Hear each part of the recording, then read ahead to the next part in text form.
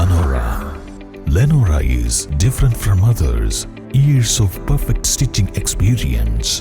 Lenora linen, cotton cloth and stitching. Pandikad Road, Vandoor. Nilambur Palakkayam നഗറിൽ കാട്ടാനയുടെ വിളയാട്ടം. വീട്ടുമുറ്റത്ത് നിർത്തിയിട്ടിരുന്ന ബൈക്ക് തകർത്തു. ചാലിയാർ പഞ്ചായത്തിലെ പാലക്കയം നഗറിൽ മോഴയാനയുടെ വിളയാട്ടമാണ് നടന്നത്. ഇന്ന് പുലർച്ചെയാണ് കാട്ടാന പാലക്കയം നഗറിലെ ചെറിയ ചേരന്റെ വീട്ടുമുറ്റത്തെത്തി ബൈക്ക് തകർത്തത്. മരുമകൻ അഭിലാഷിന്റെ ബൈക്കാണ് തകർത്തത്. കഴിഞ്ഞ ദിവസം ഊരുമൂപ്പൻ പാലക്കയം കൃഷ്ണൻകുട്ടിയുടെ വീട്ടുമുറ്റത്തെത്തി പരാക്രമം നടത്തിയ മോഴയാനയാണ് വീണ്ടും എത്തിയത്. മുതുവാൻ കാട്ടുനായ്ക്ക വിഭാഗങ്ങളിലായി 100ഓളം കുടുംബങ്ങൾ താമസിക്കുന്ന പാലക്കയം നഗറിലാണ് കാട്ടാന ഭീതി വിതയ്ക്കുന്നത്.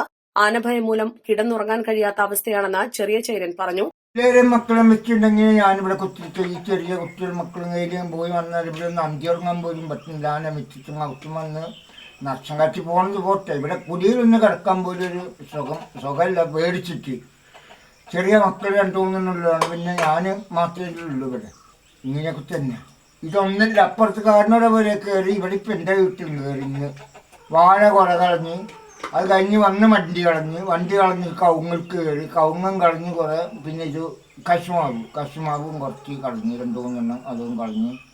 അതൊക്കെ തന്നെ എനിക്ക് ആകെയുള്ള വരുമാനം തന്നെ അതേ ഉള്ളൂ. അതിൻ്റെ കുറച്ച് കാന വന്ന് വീട്ടിലും കയറില്ല. കമ്പി പൊളിച്ച് കുറച്ച് കമ്പി ഇട്ട് വെച്ചിരുന്നു. അതൊക്കെ പൊളിച്ചാണ് ആന പോയത്.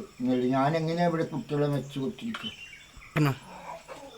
ഇതിന് എന്തെങ്കിലും ഒരു പരിഹാരം പൗരന്മാരോ ഇനി സർക്കാർ ഏത് വകുപ്പിലാണെങ്കിൽ നമുക്ക് ഇവിടെ കുത്തിരിക്കാൻ പറ്റാൻ ഈ ആനനെ കൊണ്ടുള്ള ശല്യം തന്നെ. അത് തന്നെ ശല്യം ഇതിവിടെ എടുത്തേ പറ്റും. പതിറ്റാണ്ടുകളായി ആദിവാസി കുടുംബങ്ങൾ താമസിക്കുന്ന ഇവിടെ ഇപ്പോൾ കാട്ടാന ഭീതിയിലാണ്.